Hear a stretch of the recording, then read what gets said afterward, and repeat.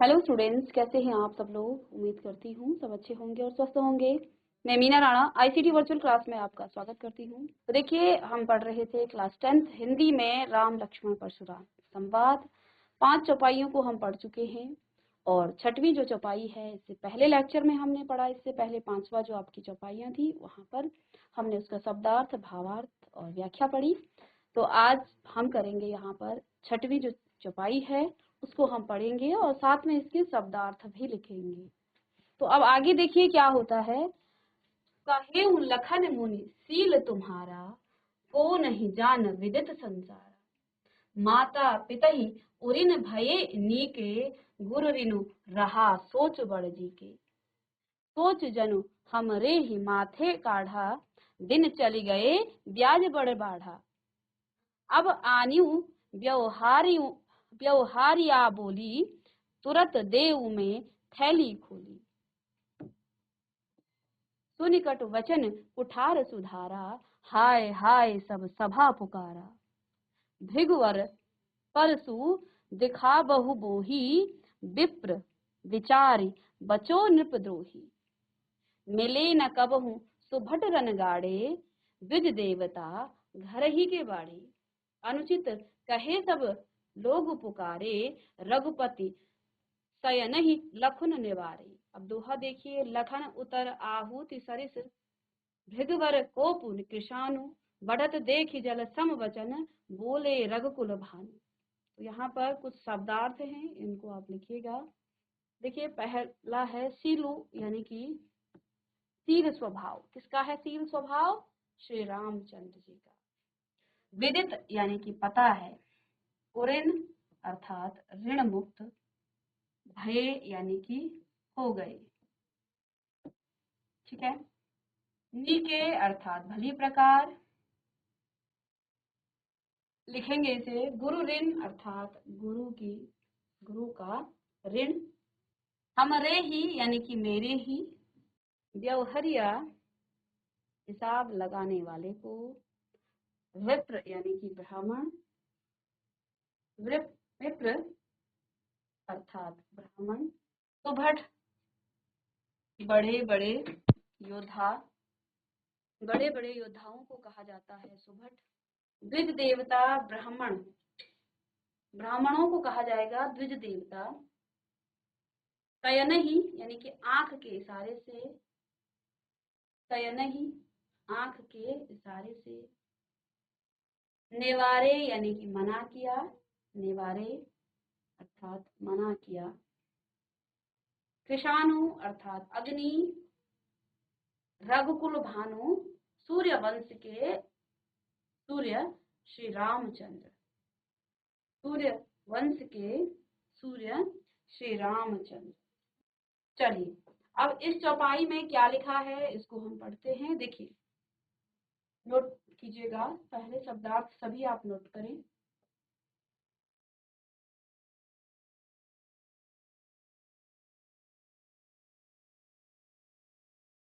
व्यवहारिया अर्थात हिसाब लगाने वाले को।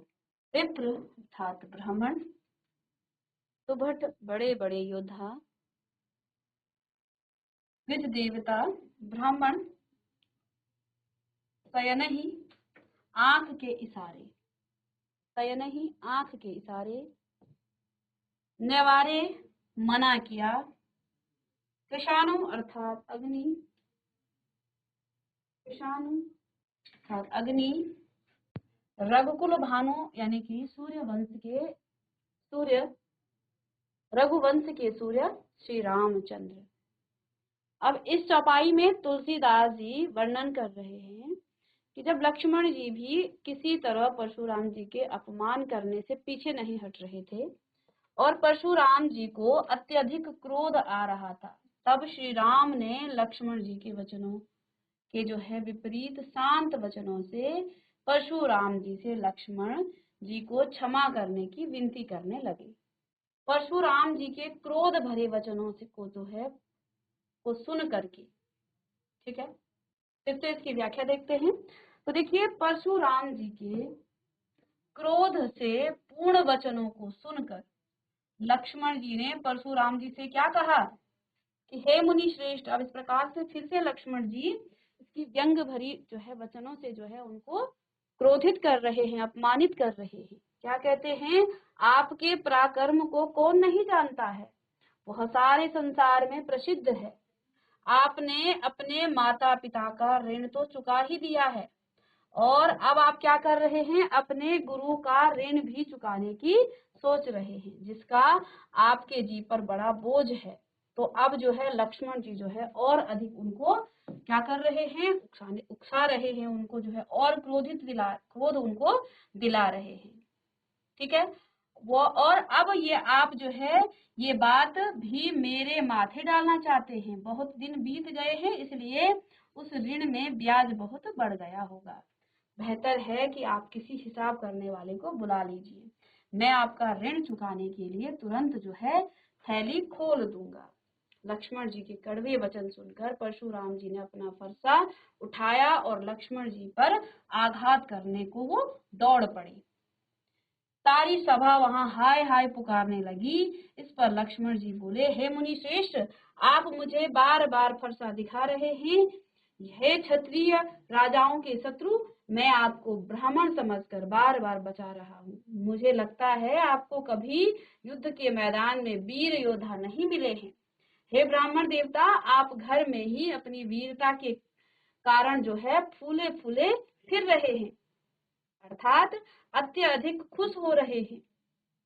ठीक है, तो अब जो है लक्ष्मण की बातों को सुनकर परशुराम जी अत्यधिक क्रोधित हो उठे और वो जो है अपना फरसा उठाकर लक्ष्मण जी के पीछे वार करने के लिए दौड़ पड़े।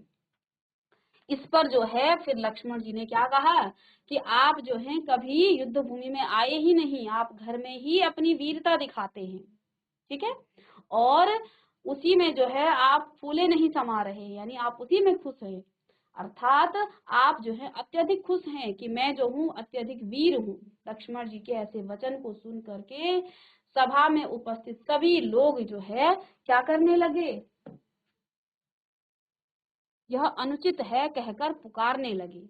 यह देखकर श्री राम ने लक्ष्मण जी को आंखों के इशारे से रोक दिया।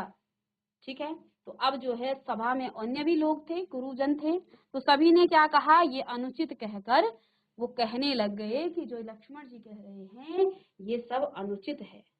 और ये देख करके अब श्री रामचंद्र जी ने लक्ष्मण जी को आंखों के इशारे में उन्हें चुप करा दिया कि हे लक्ष्मण, अब बस हो गया है, अब इसे रोक दो। ठीक है, अब लक्ष्मण जी के उत्तर जो है परशुराम जी की क्रोधाग्नि में आहुति के सदृश कार्य कर रही थी, यानी कि जितने उत्तर लक्ष्मण दे रहे थे ऐसा प्रतीत होता है, आहुति देते हैं ना जब उसमें घी डाला जाता है तो फिर उसमें जो है अग्नि क्या होती है, और ज्यादा प्रज्वलित होती है। तो ऐसा प्रतीत हो रहा था कि परशुराम जी जितने क्रोधित हैं उसमें घी डालने का काम कौन कर रहा है, लक्ष्मण जी कर रहे हैं। ठीक है, इस क्रोधाग्नि को बढ़ते हुए देखकर रघुवंशी सूर्य राम जो है लक्ष्मण जी के वचनों के विपरीत जल के समान शांत करने वाले वचनों का प्रयोग करते हुए परशुराम जी से लक्ष्मण को क्षमा करने की विनती करने लगे। और लक्ष्मण जी के उत्तरों ने परशुराम जी के क्रोध रूपी अग्नि में जो है क्या कर दी है, आहुति का काम किया है, जिसने उनका क्रोध अत्यधिक बढ़ा दिया था। जब श्री राम ने देखा कि परशुराम जी का क्रोध अत्यधिक बढ़ गया है तो इस अग्नि को वो शांत करने के लिए क्या करते हैं, जल की आवश्यकता होती है। ठीक है, तो अब वो क्या करते हैं, जैसे ही क्रोध रूपी अग्नि को शांत करने के लिए मीठे वचनों की आवश्यकता होती है तो श्री राम ने भी वही काम किया और अपने मीठे वचनों से परशुराम जी का क्रोध शांत करने का वो प्रयास उन्होंने किया। ठीक है, चलिए तो साथ में इसका भावार्थ देखते हैं। लक्ष्मण जी के प्रत्येक उत्तर पर परशुराम जी की जो क्रोध है, क्रोधाग्नि है, वो अत्यधिक जो है प्रज्वलित होती है। जब श्री राम जी ने ये सब देखा तो परशुराम जी का क्रोध की जो है अत्यधिक बढ़ चुका है। तब उन्होंने उनको शांत करने की कोशिश की, अपने मीठे वचनों से जो है उनको क्रोध को शांत किया है। इस प्रकार से ये संवाद था राम लक्ष्मण और परशुराम जी का। ठीक है, और आपने इनके शब्दार्थ भी लिख लिए हैं। अब इसमें कुछ प्रश्न हम करेंगे इसके। ठीक है, एक्सरसाइज के प्रश्न। चलिए प्रश्न लिखेंगे आप। परशुराम के क्रोध करने पर लक्ष्मण ने धनुष के टूट जाने के लिए कौन कौन से तर्क दिए? परशुराम के क्रोध करने पर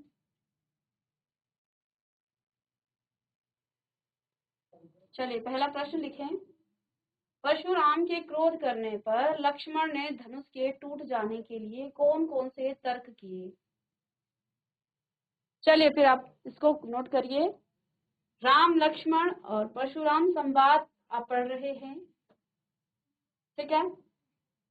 तुलसीदास जी द्वारा रचित ये चौपाइयां हैं जिसमें राम लक्ष्मण और परशुराम जी के बीच संवाद होता है। और क्यों ये संवाद होता है? सभी जानते हैं सीता जी का स्वयंवर किस प्रकार से हुआ था, ठीक है। तो शिव जी के धनुष को तोड़ने वाला ही सीता जी का वर था होगा, ये ऐसा जो है उनके पिता ने जो है एक स्वयंवर रचाया। सभी राजाओं को बुलाया था, देश विदेश के सभी राजाओं को उन्होंने बुलाया, लेकिन कोई भी राजा उस धनुष को हाथ नहीं लगा पाया, ठीक है। तो अंत में श्री रामचंद्र जी ने उस धनुष को उठाया और उसे तोड़ा। परशुराम जी शिव जी के, अब देखिए ये जो धनुष था ये चिरकाल से तो है बहुत भारी धनुष था, इसे कोई हिला भी नहीं सकता था। एक बार सीता जी बचपन में जो है खेलते खेलते उन्होंने उस धनुष को उठा के बगल में रखा, तो तब उनके पिता ने इस स्वयंवर रचा कि जो इस धनुष को उठाएगा तोड़ेगा वही जो है सीता का वर होगा, सीता का पति वही होगा। तो अब जो है श्री रामचंद्र जी जो है इस धनुष को तोड़ते हैं। परशुराम जी भगवान शिव के परम भक्त हैं, और जब उनको ये संदेश मिलता है कि शिव जी का धनुष टूट गया है तो वो इस सभा में पहुंचते हैं और क्रोधित अवस्था में जो है वो उनसे पूछते हैं कि किसने ये धनुष तोड़ा है, ठीक है। तो ये संवाद चल रहा था और लगभग 3-4 लेक्चर से आप इसको पढ़ रहे हैं।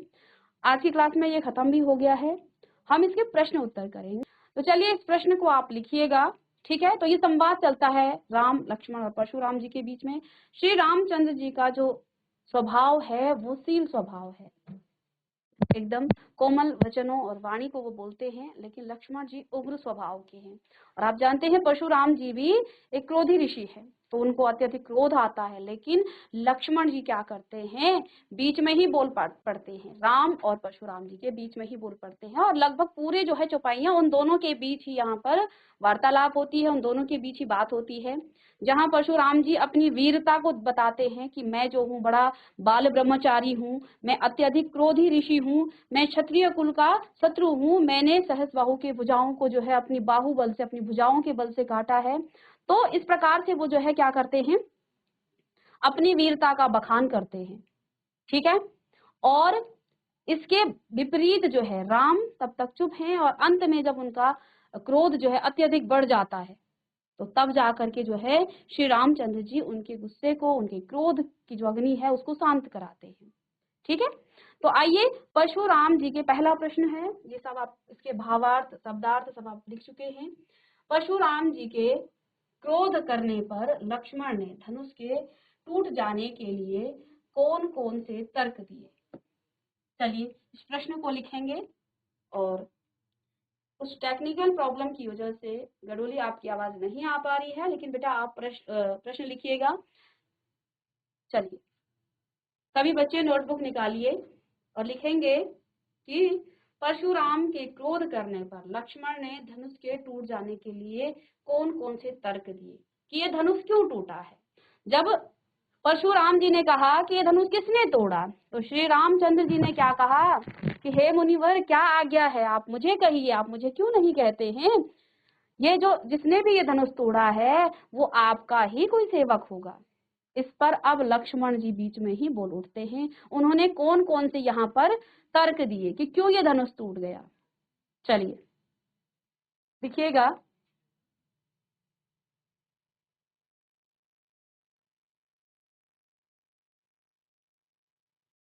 चलिए तो देखिए जैसा कि यहाँ पर प्रश्न है कि परशुराम के क्रोध करने पर लक्ष्मण जी ने क्या क्या तर्क दिए। लक्ष्मण जी ने क्या कहा कि हे मुनिवर, ये जो धनुष है ये तो पुराना था, इसको तो श्री रामचंद्र जी ने सिर्फ छुआ है, ठीक है, और ये छूते ही टूट गया।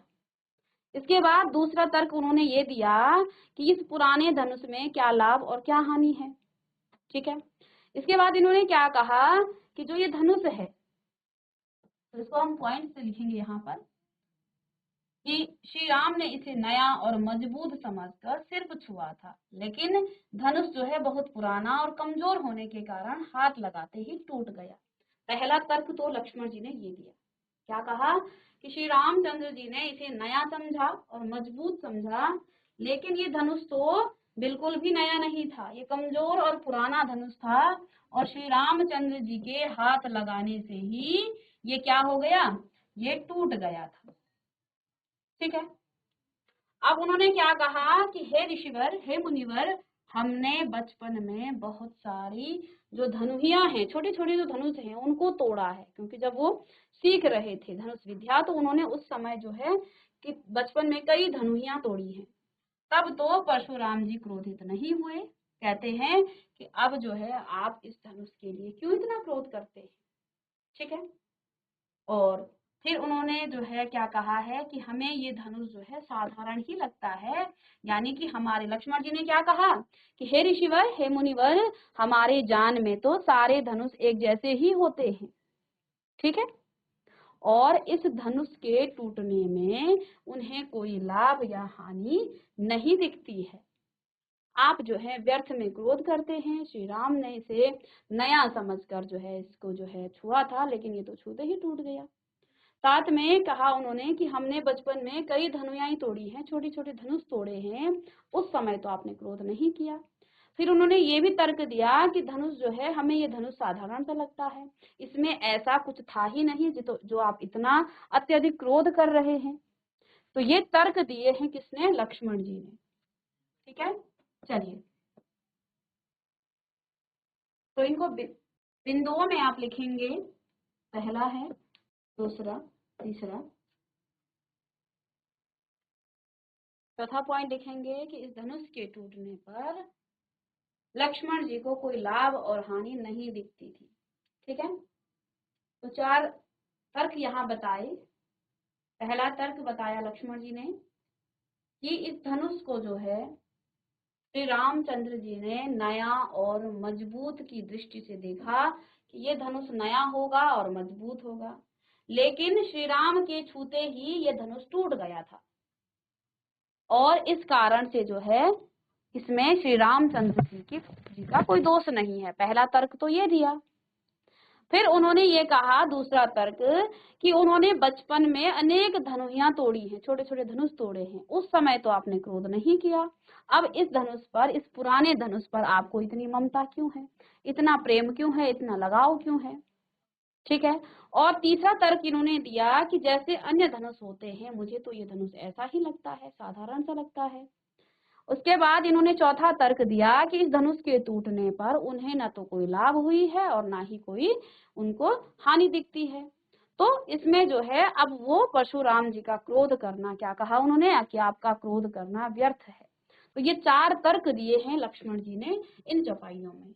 चलिए, ठीक है।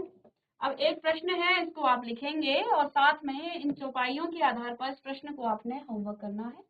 नेक्स्ट क्लास में भी हम इसको डिस्कस करेंगे। तो देखिए, परशुराम के क्रोध करने पर राम और लक्ष्मण की जो प्रतिक्रियाएं हैं, जो उन्होंने उस क्रोध के प्रति व्यवहार किया, प्रतिक्रियाएं हैं, उसके आधार पर दोनों के स्वभाव की विशेषता आपको अपने शब्दों में लिखना है कि जब परशुराम जी ने क्रोध किया तो राम जी का क्या व्यवहार रहा, क्या उनकी प्रतिक्रिया रही, और साथ में लक्ष्मण जी का की क्या प्रतिक्रिया रही, और उस आधार पर इन दोनों की, राम और लक्ष्मण की स्वभाव की विशेषता आपको बतानी है, ठीक है। तो इस प्रश्न को आप होमवर्क करके लाएंगे। ये आपकी बुक में भी ये प्रश्न आपका होगा, प्रश्न नंबर 2, तो वहां से भी आप इसे नोट डाउन कर सकते हैं।